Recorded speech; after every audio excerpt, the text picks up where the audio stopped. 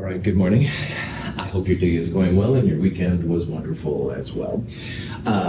Today at 1:10 p.m., for those of you that have lab today, we're going to go over problem set number 4, which has stuff on solubility, formation constants, complex ions, as well as a little bit of the entropy material. So there's kind of like 3 sections, but quiz number 4 will only have stuff over solubility and complex ions formation constants. None of the thermodynamic material, the entropy and stuff like that, will be on this quiz. Maybe next quiz, but not this quiz. So just kind of FYI on that. And then we'll go next door and we'll do the lab with the longest name. It's determination of KSP, delta G, delta H, delta S for calcium hydroxide. It's got a long name, but it's a fun lab. It's not a very hard lab, but it is a lab where there'll be some math involved. But the good news about that is that the lab will be the last of our math labs. We've seen a lot of math, of course, in the labs we've done this quarter. This will be the last lab with some math to it. So kind of celebrate, kind of come to terms with it, whatever. If you have your safety goggles, bring that along. Those would be cool. We'll basically need safety goggles for the last 3 labs of Chem 223. So if you've got them, bring them along. You'll be good to go. Any questions, stuff like that? Cool. The quiz is only over solubility kind of stuff. Don't worry about entropy for the quiz. All right, so chapter 16, we talked about thermodynamics. We talked about what makes reactions go or not go as predicted by thermodynamics. So second law, third law, entropy, Gibbs free energy, all that jazz. But what if you have a reaction and you really want it to occur and thermodynamics gives it the thumbs down? And there's actually a lot of real practical examples for this. Next time you take a drink from an aluminum can, making aluminum is actually not a thermodynamic favored process. Taking aluminum plus 3 ions, which are all over the world, and turning them into aluminum is not something that thermodynamics says is possible. Well, there's one more trick up chemists' sleeves to make some of those reactions possible, and it has to do with electrochemistry, which is essentially using electricity to make chemical change occur. And so we'll talk a little bit here about just outlets, all right, and what that means, how electricity comes around. We'll focus mostly on a chemical perspective, so making electricity from chemicals. And we won't invoke what most of our electricity probably comes from, which is like hydroelectric, at least in this area. There's also a lot of nuclear chemistry and oil, gas, those kind of things. But in this section, we're going to focus mostly on just the pure chemistry of things. And along the way, we would be remiss to not talk about batteries, because all of us use batteries all the time, all right? Like my remote control has a battery, your phones have batteries, stuff like that. And knowing what makes a good battery is, of course, really important in these days. So we'll talk about all these things as we go through and figure out what's happening. So let's talk about batteries. Most of what we've looked at since Chem 221 has revolved around atoms transferring from one species to the other. So if you think about acid-base reactions, if you think about precipitation reactions, gas-forming reactions we talked about in Chem 221, all of those are basically about one atom transferring from one reactant to another reactant. So this is a Ka expression for making acetic acid in water, correction. Acetic acid in water creates the conjugate base acetate and hydronium.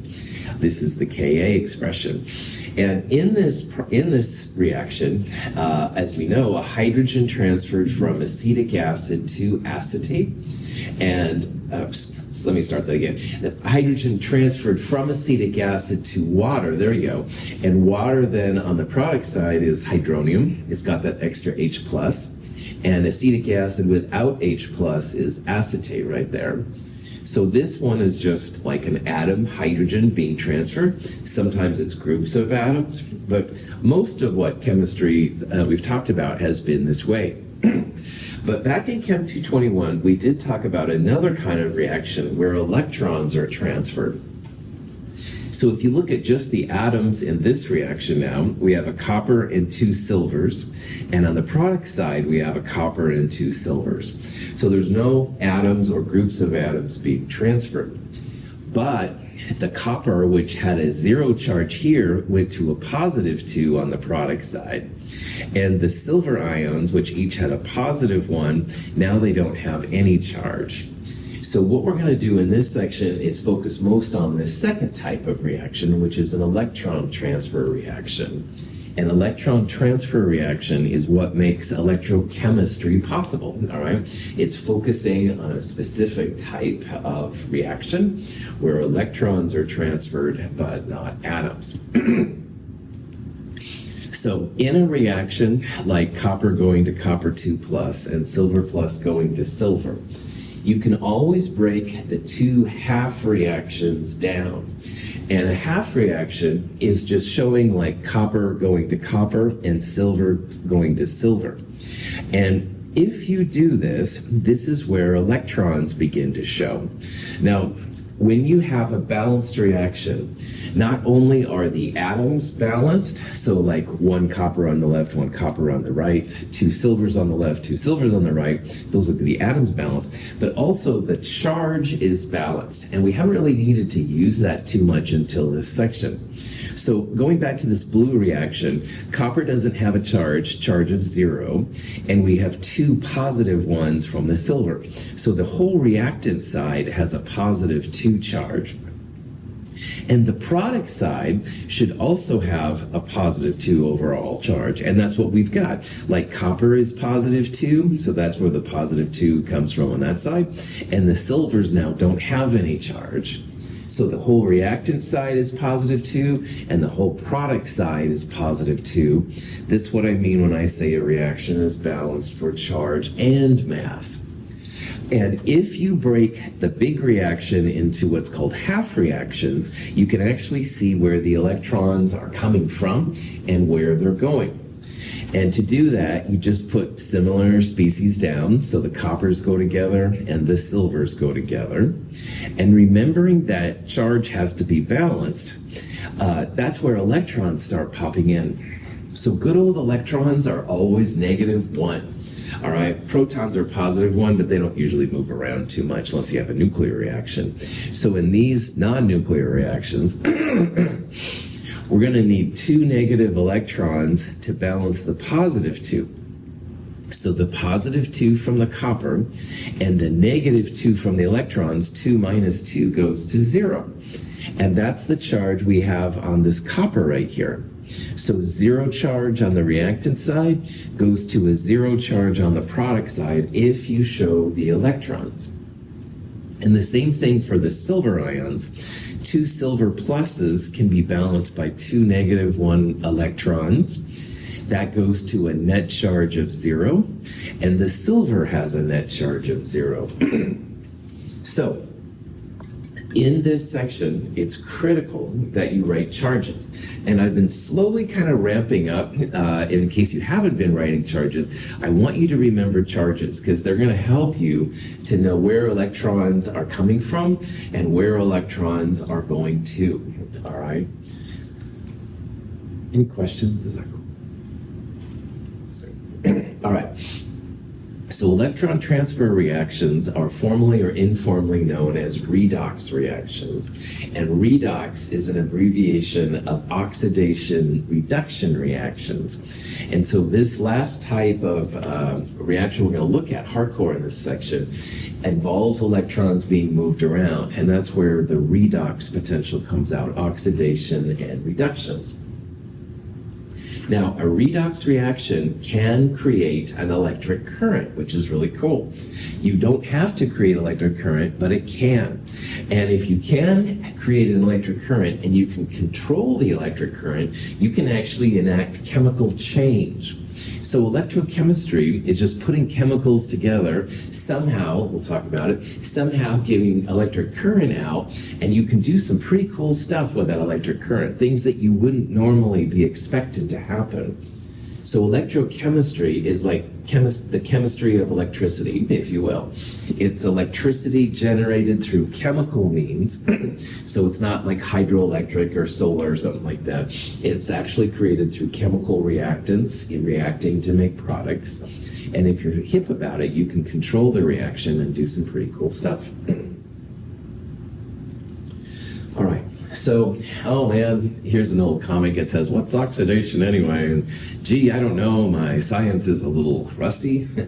Rust is oxidation. All right, you leave your iron shovel out in the rain. It begins to form rust, which is iron 3 oxide. The iron in the shovel is going to iron plus 3. It's losing electrons. It's being oxidized. So anyway, I have a strange sense of humor. So in Chem 221, if you took it with me or with somewhere else, we talked about oxidation, reduction. Oxidation was when electrons are being lost, and reduction is when electrons are being gained. And we also talked about, and again, this is just horrible, but I'm just the messenger here. I didn't create these rules, that's for sure, about the agents, oxidizing agent and reducing agent. And one thing just to remember is that an oxidizing agent is something that itself is being reduced. It's the agent which allows something else to be oxidized. And where in the world they got this terminology, I still don't have any idea. But if you hear oxidizing agent, just remember that means reduced. And if you hear reducing agent, just remember that that means something's being oxidized. And this comic expresses my feelings exactly. The reducing agent is oxidized and the oxidized agent reduced. And you can see the dude's about ready to pull his hair out. Yeah, that's about right. So we need to review these terms just a little bit, kind of to remember here what's all going on. And in Chem 221, again, if you took it with me, if you didn't take it, it's okay. I introduced you to my favorite lion, and his name is Leo. And Leo says, grr. Sound effects not necessary. But Leo says grr is an acronym to help you remember when something is oxidized and reduced. Now, Leo and grr are always relative to reactants, okay? But if a reactant has lost electrons, that means that it's been oxidized. So in the top one right here, if you focus on zinc, zinc has lost electrons. Electrons are products. So we would say that the zinc is being oxidized in this part.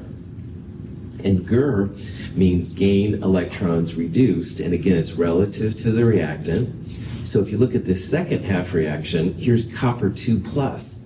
And copper 2 plus is gaining electrons. It's gaining electrons to become copper metal. Copper 2 plus is being reduced.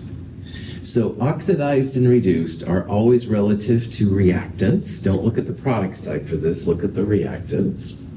And if the compound on the reactant side has lost electrons, i.e. electrons are products, that means it's been oxidized. But if an electron is a reactant, then that means the reactant has been reduced. And it can be kind of helpful and stuff to think about it that way. Now, if you don't like my lion, and I won't take it personal or hate you or anything like that, another famous expression is oil rig. Oxidation is losing electrons, i.e. electrons are products. Rig is reduction is gaining. So electrons would be gaining, they would be reactants. That's fine too.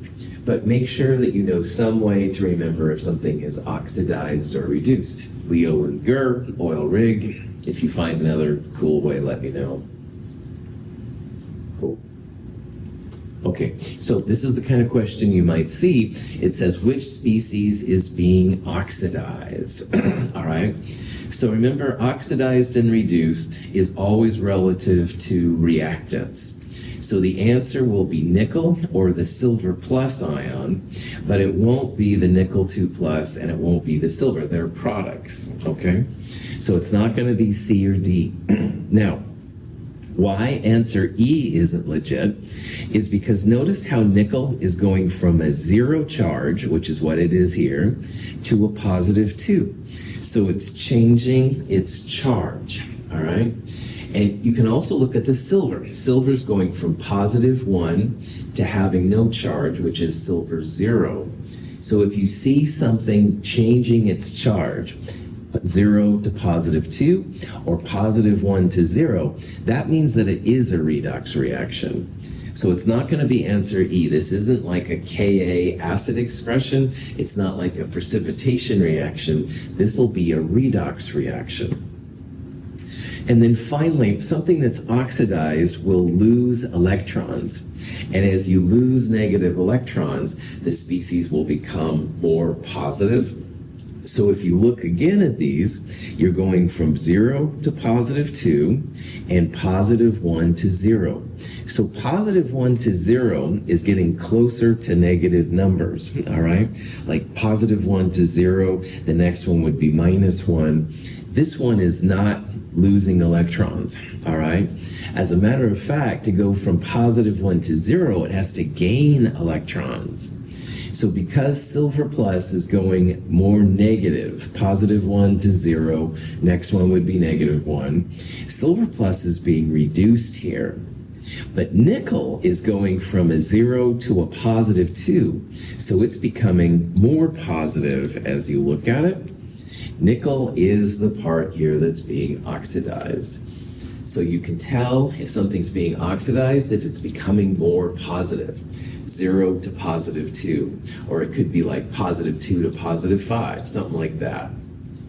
The reduced species will be getting closer to negative numbers. They may not go total negative, but they will get more negative. So positive 1 to 0, the silver plus here would be reduced. Cool. Questions? Copper metal reacts spontaneously with a solution of silver nitrate. A coating of silver metal forms on the copper, while copper 2+ ions, which are blue in water, are released into the solution. In one of the labs of Chem 221, we have a lot of silver plus waste. And at times, silver metal, the price of it to sell, has been high enough that we've reclaimed the silver from the silver ions by adding a piece of copper. And you get this kind of stuff that looks like moss, but that's actually the unfiltered silver. And if you take it and dry it and stuff like that, you can sell it, blah, blah, blah. But anyway, this is an example of what's called a direct redox reaction. And what that means is you put the copper metal directly into the silver ions. And you can see in this picture how on the copper of the on the surface, of the copper metal, that's where the silver is forming. So directly at the interface of the solid copper, those silver ions come in, and the electrons are transferred. You end up making the silver metal, this kind of mossy stuff. And copper 2+ is visible as well. The copper 2+ has kind of a blue color to it. So you can see that there was a blue color. The silver plus by itself is colorless. It looks like water or something. So this is a direct redox reaction. Electrons are transferred from the copper to the silver plus. The advantage of direct redox reactions is percent yields are usually really high.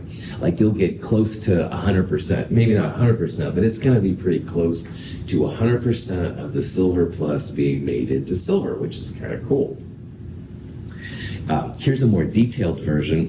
This is an atomic representation of copper. And copper as, I think it's face-centered cubic, I'm not totally sure. But it's a solid matrix, all right, of copper atoms. And the silver ions come into play. And what happens is copper gives up electrons to the silver. And these now are silver metal atoms, all right? And that's what this kind of mossy stuff is. Now in the process then, the copper ions go off into solution. They're no longer connected to the matrix of copper metal ions that are around. And after even longer amounts of time, you have more and more silver and more copper ions left. You don't have as many, if any at all, silver ions kind of running around. So again, if you want to make silver metal, this would be a great way. Copper is usually not as expensive as silver. You can get the silver out, stuff like that. Cool. But there's no control of the electrons in this reaction. There's no control of how fast or slow electrons go from the copper to the silver ions. So that's why this is called a direct redox reaction. Everything just starts reacting, it goes gangbusters, and it's only done when you run out of chemicals. You can also have an indirect redox reaction. And this is where you separate, for example, in the last one, you would separate the copper metal and the silver ions. So they would be in separate compartments, all right? And if you look here, here's like a negative and a positive. Think of those as like separate places where you have a copper metal system and you have a silver metal system. And then using a wire, because metals are really great about conducting electricity, the electrons will kind of make like a circuit, all right? And the circuit that happens, that's really what electricity is all about. Electricity, when you plug in something, is basically having making a highway for electrons to travel. And the electrons can recharge your phones or whatever you do for electricity. So in this chemical system, a scientist, if they put a little switch in or something like that, has control over your reaction. So instead of letting the copper and silver ions just go crazy and start reacting, the chemist can decide when to start the reaction. So when the little wire touches and the light bulb comes on, that means that, yeah, the reaction is on. You have, as a chemist, control over the reaction. And if you don't want it to, if you want it to stop, no problem, just undo the switch and the reaction stops. And this is actually what happens in a battery, all right? When you have a 9-volt or a AA or button battery, any of those kind of things, it's basically a way to have like an on-off switch where you control what happens. So with my remote control, when I'm like, oh, indirect redox reaction, circling like that, as I push down on my remote, that's like turning the switch on, all right? And it allows the electrons to transfer. But I don't want to have my battery on all the time, so when I release my button, then the red light goes off. Batteries are pretty cool ways for control over a chemical reaction. Same kind of process will happen. Something's going to give up electrons, something's going to take the electrons, but we have now the control. Now, one final thing. There's a negative and a positive. And remember that electrons are negative, and if negative things are close to negative things, they repel. So what's happening in this battery is negative things are starting here, and the electrons are trying to get away from that negative part. And if you look here in a little bit, this side has a positive terminal. So the electrons which are negative want to go to that positive terminal, all right? Negative is attracted to positive. And copper was the source of electrons. In the last one, it was copper going to copper 2+. So this would be the copper side of that reaction we just saw. The electrons are being generated here. They don't want to be by the negative terminal, so they try and get away. Over here would be the silver ions. Those would be the silver ions making silver, because silver plus wants electrons to make silver metal. So it's no accident that there's a negative and a positive. Electrons don't want to be by the negative. They want to go to the positive. Oh, it's all coming together. So if you ever look at a battery, especially the double A's and triple A's, stuff like that, they have a positive and a negative on them. And you can now know that electrons will come from the negative side, eventually end up back at the positive side.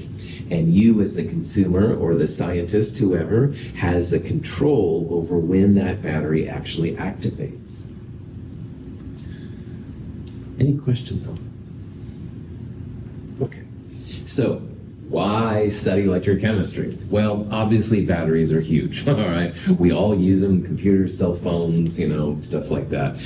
So many uses. I don't think to explain that. Corrosion is actually a big thing, though. In World War I and II, to keep their Navy ships from corroding, because seawater has all kinds of stuff in it, they would have like sacrificial metals and stuff on them to make it happen. Obviously, if you live at the ocean, this would be important too, because seawater will get onto your car, started to rust. So if you understand at least the corrosion process, then you're good to go. In my chemical world, a lot of the things I do, I'd be unable to without redox chemistry. Things like chlorine, sodium hydroxide, fluorine, aluminum, sodium metal, potassium metal, stuff like that, don't exist normally. They have to be made, and they're made with redox chemistry. So it allows us to do as people and stuff a lot of things as possible. And of course, aluminum is used in aluminum cans and jazz like that too. So the next time you pop the top, all right, your favorite soft drink du jour, woohoo, chemistry. But probably more than anything, all of us have been using electrochemistry since we walked in this room. The heme group in our blood is what activates when oxygen is breathed in. The red in the center is an iron, and the iron and oxygen have a redox reaction. The oxygen is then transported on the heme group throughout our bodies to do whatever oxygen does in our bodies, so oxygen is released. That's all electrochemistry. So next time you breathe, think, yeah, electrochemistry. All right, maybe not that exciting, but you get the idea. It's pretty cool stuff. So, okay, so those positive and negative parts we saw in the battery, we're going to call them that whole thing is part of an electrochemical cell. And an electrochemical cell is just how chemists have control over an electrochemical reaction. All right. And what usually happens is there's a source of the electrons, all right, the negative side, and the electrons will somehow then go to the opposite side, the positive side. Electrons are happening. That's where electrons go. That's where electrons are reduced. There's usually like some kind of a wire that connects them. Stuff. There's different ways to do it. We'll talk about the components of that here pretty soon. But again, all of the batteries that you've ever used involve this kind of process, which is kind of cool.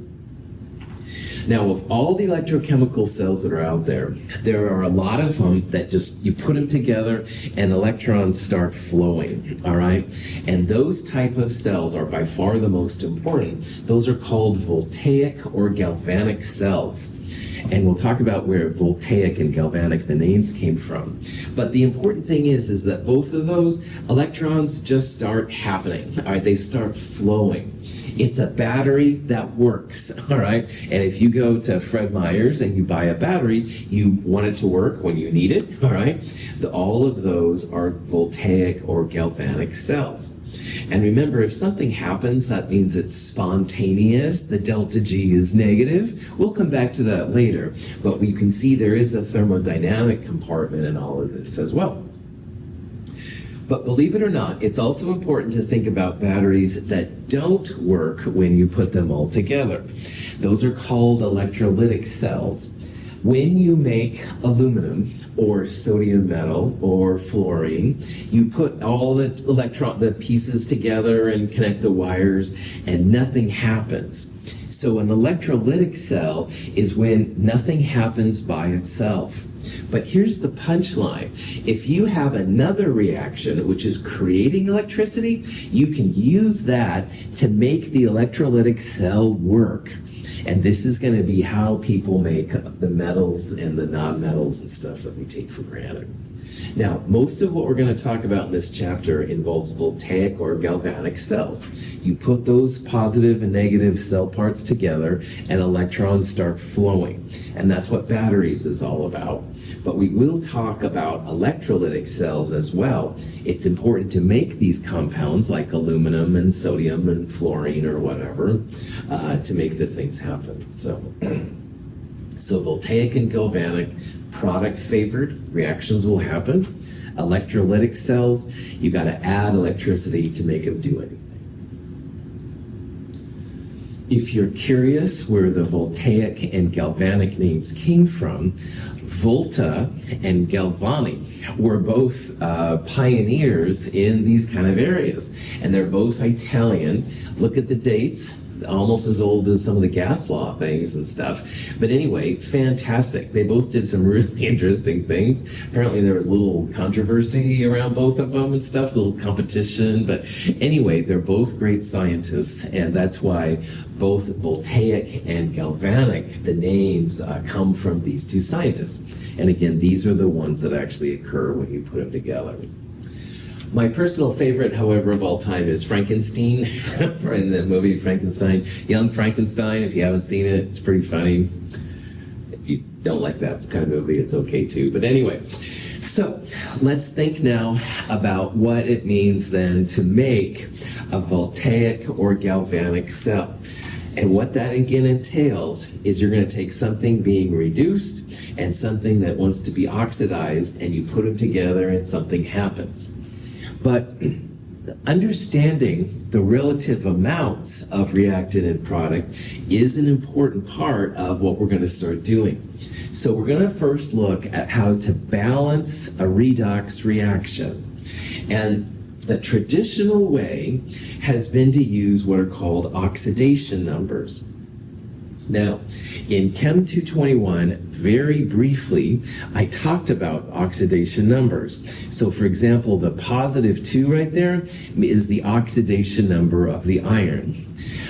For something like this, we talked about back there how hydrogen is usually +1, oxygen is usually -2, and since there are 4 -2 oxygens, -8, but there's only a -1 overall, the manganese has to be a +7. If this is gobbledygook, don't worry. I'm going to talk about an alternative way, which I think is a lot easier to do redox reactions. But anyway, in a redox reaction then, something has to change oxidation number. So if you look on the other side, manganese is going from a +7 to a +2. So manganese is becoming more negative. It's getting closer to the negative numbers. That means that manganese is gaining electrons. It's being reduced. On the other hand, you have to have something that's giving up the electrons. Iron is going from a +2 to a +3. It's becoming more positive. So we would say here that the iron is being oxidized. It's losing an electron, and manganese is taking those electrons. It's going from +7 to +2. And notice how +2 to +3 is a 1 electron change. That's why there's 5 irons, because it takes 5 electrons to make a manganese +7 go to a manganese +2. So this is the joy of redox numbers, all right? But I'm going to show you a better way to do this if this is all gobbledygook. Here's an Purple solution is aqueous potassium permanganate. The colorless solution contains iron 2+ ions. When we combine them, a redox reaction occurs. The permanganate ion is reduced to manganese 2+, and the iron is oxidized to iron 3+ ion. This is an example of this reaction. KMnO4, potassium permanganate, is a really intense purple color. And when you add it to the almost colorless iron +2, the dark purple goes away. You have a little bit of an off yellow color, kind of somewhat from the iron. So it's very dramatic. All right, you see something happens. But what we need to be able to do is figure out how to balance something like that. And it's not real obvious. So what I want to do here first in this section is just tell you some techniques about how to balance redox reactions. There is a handout which might prove handy. It's the redox reactions handout, and it will go over in more detail here what I'm going to do. So I'm going to do a couple of examples here, and I'm going to do several steps. And some of the steps will be so obvious, it's like, oh, come on, Russell, really. But after we get to some more complicated examples, you'll see why I'm making it very, very obvious what you need to do. So bear with me. Let's look at some redox reactions. Any questions? Cool. First of all, if you need to, oxidation numbers can be kind of funky, but you can totally find out what they are. So in this one, we want to find the oxidation number of VO2 +1 for the vanadium. Well, what we would do based on our Chem 221 rules is that usually oxygen is -2, all right? Hydrogen's usually +1, fluorine's always -1. Anyway, so we're going to assume that unless we know otherwise, oxygen's -2, and there's 2 of them. Now, vanadium is a transition metal, and all those are variable charge, so it's hard to know what the vanadium's going to be. But all of the oxidation numbers together, so the oxidation number of vanadium, X, and the 2 oxygens, all of those equal the charge, if any, on the ion. So we have here like a way to solve for the vanadium's oxidation number. Like all the transition metals, you never know totally what they're going to be. You can make some predictions, but it's hard to know. However, if oxygen's -2 and there's 2 of them, we don't know vanadium, all of these charges together are going to equal +1. So -4 is what we have. We'll put it on the other side, so make it +4. X here comes out to be +4 + 1. This is a vanadium +5 system, all right? So if you have to use oxidation numbers, this is what can be done. It can be helpful if you need to name something, but again, I'm going to show you a different way here to do this in just a little bit. So, any questions on that? So first we're going to look at that direct redox reaction we looked at the beginning. Copper metal reacts spontaneously with a solution of silver nitrate. A coating of silver metal forms on the copper, while copper 2+ ions, which are blue in water, are released into the solution. This is a reaction you could probably balance without knowing any fancy skills. All right, if you wanted to have copper and silver plus going to copper 2+ and silver, you might be able to do this by yourself, but let me go through my kind of nerdy redox rules so we all know how this works and you can take care of business when things get crazier in the future. And what you want to do in a reaction first is you want to just divide the reactions into those half reactions. And if you don't know a half reaction, which is okay too, just put similar things together. So coppers you want to put together and the silvers you want to put together. So for this one, it would be copper going to copper 2+ and silver plus going to silver. If you know about oxidation and reduction, that's awesome, but you don't even have to know that because I'm going to show you a way to figure out when something's being oxidized and reduced.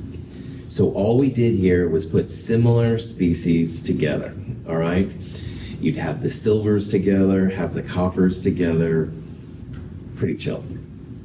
Now, next thing you want to do is you want to make sure that all your things are balanced for mass, which means numbers of atoms. But these are both balanced for mass already. They have 1 copper on each side and 1 silver on each side. So we're good to go on mass. Don't have to worry about that. The next thing, though, you want to balance for is charge. Now, when it comes to redox, the only thing you can add are negative electrons. So neither of these reactions are balanced for charge. And like we talked about, this would be copper 0, and this is copper +2. So in order to make both sides have the same charge, we can add 2 electrons to the product side. Because doing that, we've got +2 and now -2. The whole product side has an overall charge of 0. And that's good because copper on the left doesn't have a charge either. So both sides now are balanced for charge. For silver, we're going to add 1 electron to the reactant side. The silver doesn't have any charge, but silver plus has a +1 charge.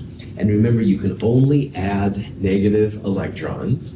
So if we add 1 negative electron here to the 1 positive, +1, -1, that goes to a net charge of 0. And that's good because this side has a net charge of 0. So you're just making sure that both sides have the same charge. Is that cool? Good. All right. Next thing you want to do is you want to add a certain factor so that when you add the 2 half reactions together, all the electrons will disappear. So, for example, this one right here, copper going to copper 2 plus 2 electrons are being created. So you want to make sure that the silver reaction has 2 electrons as well, so that when you add them together, the electrons will cancel. Like most reactions we've seen don't have electrons showing. Chemists showing electrons is seen as like showing people your dirty laundry. I mean, it's not really the end of the world, but it's kind of tacky, all right? And so chemists showing their electrons is kind of similar. We usually try not to show them unless it's a half reaction like this one. So in order to make our electrons disappear, I'm going to add a 2 to this whole side because I want the 2 electrons here to be canceled by the 2 electrons there. The 2 electrons which are products and the 2 electrons that are reactants. And of course you have to do it to the whole side, so 2 silver pluses plus 2 electrons goes to 2 silver. Finally, when you add those 2 reactions together, don't show electrons. Electrons are kind of cheesy when it comes to chemists, as you see. So if you add these together, 2 electrons that are products cancel 2 electrons that are reactants, and you're left with copper and 2 silver plus on the reactant side. And on the product side, the electrons are gone, so you've got copper 2 plus and 2 silvers. This reaction is the balanced reaction. Everything is balanced. Now, a couple of things. Oh my gosh, I'm brand new to this, I don't feel confident. You can go to your final answer and just double check that the reaction is balanced for both mass and charge. So as an example here, you'd have 1 copper on the left, 1 copper on the right, check. 2 silvers on the left, 2 silvers on the right. So that's balanced for charge. Thanks for mass, excuse me. The charge, sorry about that. The charge is looking at all the positives and negatives. Now, copper here doesn't have a charge, so it's like 0. But here we have 2 times positive 1, so we'd say the whole reactant side is a positive 2 charge. And on the product side, these silvers don't have any charge, it's 0, but here's a positive 2. So you can see the whole product side is positive 2, and the whole reactant side is positive 2.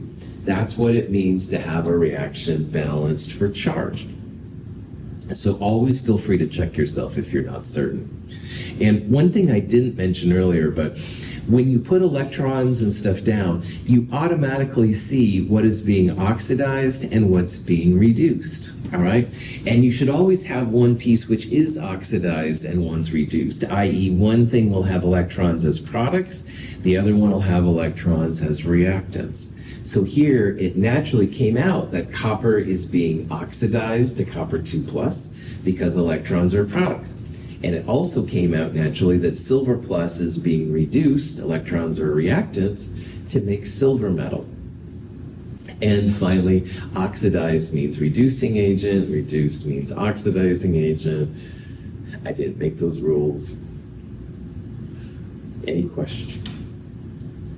Okay, so this reaction, hardly the end of the world or anything like that, pretty easy to do. You probably could have done this even without these rules. But again, if you go through these steps, you're going to be good to go for any of these redox reactions coming up. Now, this next example, we're going to go back to this VO2 plus 1 thing that we did on the board earlier. Vanadium is named after Vanitas, some kind of Scandinavian goddess of beauty. And the reason why they did it, and I find it appropriate, is that, man, vanadium makes some cool colors. Vanadium and chromium and a couple of cobalt, a couple of these, wow, their colors are so dynamic. Vanadium changes its color depending on its charge. So in a nutshell, we have a positive 2, positive 3, positive 4, and this was a positive 5 over here. And each one of them has its own color. So if you ever work with vanadium, you get to see lots of cool colors pop out depending on the charge on the vanadium ion. Now what we're going to do is we're going to take that vanadium complex, put it with some zinc, and it's also going to be important in this one now to tell that we are in an acidic solution. We'll talk about that in a little bit. Now, what is the pH range for acidic solutions usually? Less than 7. Less than 7, that's right. So acidic solution means pH is less than 7. It could have said pH 6.61 or pH 2.75, something like that. All of those are just fancy ways of saying that you've got an acidic solution, which will be important relative to basic here we'll talk about. So anyway, this one's a little funkier. You got some weird vanadium running around. You got some zinc metal. But in knowing that it's an acid, we can do all the same kind of rules we just did and figure out what this is going to be. So to start the party, we need to separate out the parts that look similar. And this one obviously has more parts, but I'm hoping you can see some vanadium is going into some other kind of vanadium. So those two go together. And the zinc is going to go into zinc 2 plus, so those two will go together. So you want to try and put together the species which look similar. So here, zinc is going to zinc 2 plus, and we're also going to put that vanadium is going to this vanadium. Now earlier we saw on the board here that this is a vanadium plus 5, and if you look at this one right here, oxygen's minus 2, but the overall charge is positive 2, that vanadium is a positive 4. So the positive 5 to positive 4 means that vanadium is gaining electrons, reduced, this one's losing electrons, but again, you don't really need to worry about that. All right, we're going to do the electrons, and the oxidized and reduced part will come out naturally. But I know one of you curious about it. So. Okay, next thing to do is balance the reactions for mass. Now, zinc is already done. All right, one zinc on the left, one zinc on the right. But now you can see that this part, the vanadium, is not balanced. You do have a vanadium on both sides, but we have 2 oxygens on the left and only 1 oxygen on the right. So if you are in acid, you can balance acidic reactions with both water and H+. So what we would do in this case then is we would first add a water, because that gives a second oxygen to balance these 2 oxygens right here. But by adding water, we now have 2 extra hydrogens, so we're going to add 2 H pluses. So if you have an acidic solution, you can add H plus and water. You don't want to add hydroxide, you don't want to add hydrogen gas, but you can add H plus and water. And you can probably imagine that base is going to be different, so that's why I'm making such a big deal of it. But if you are in acid, H plus and water can be added as reactants and products. Any questions on that? Okay. Now, keep going. Next thing is to balance for charge. You can only add negative electrons. So the zinc has no charge of 0, and this zinc is positive 2. So they aren't balanced right now. But if you add 2 negative electrons to the positive 2 side, then you have positive 2 and minus 2. This whole side goes to 0. So that would be a reaction that's balanced for charge. Both sides have an overall 0 charge, which is what you want. Just have the same charge on both sides. Now, the vanadium one is a little bit more interesting. The VO2 plus has a positive 2 charge, and the water doesn't have any charge. So the whole product side has a positive 2 charge. And looking at these 2 parts right here, the VO2 plus one is a positive 1, but we added, to make the atoms balanced, a positive 2. So the reactant side has positive 2, positive 1, overall positive 3, and the whole product side is positive 2. So we will add 1 negative electron, because positive 1, positive 2, positive 3, minus 1 gives you positive 2 on the product side, which is what the reactant side, which is what the product side has. So if we add 1 electron, then both of them go down to positive 2. Is that cool? All right. So So again, in acid, you can add H plus in water, but H plus has a charge, and it will affect how these things go together. I'm running out of time. I'll finish this up more on Wednesday. But the next step is you want to make sure that you want to add, when you add these two sites together, the electrons cancel. So we'll multiply the second reaction through by 2, because then we have 2 electrons. And when we add these two sites together, then you're going to have zinc and 4H plus and 2 VO2 plus makes zinc 2 plus, 2 VO2 plus, and 2 waters. And again, you can make sure that the whole reaction is balanced. You can check yourself, make sure that both sides have the same atoms, the same charge. I will start with this on Wednesday, so we'll do it a little bit slower. But any questions? All right. Thanks for being here. Have a great day.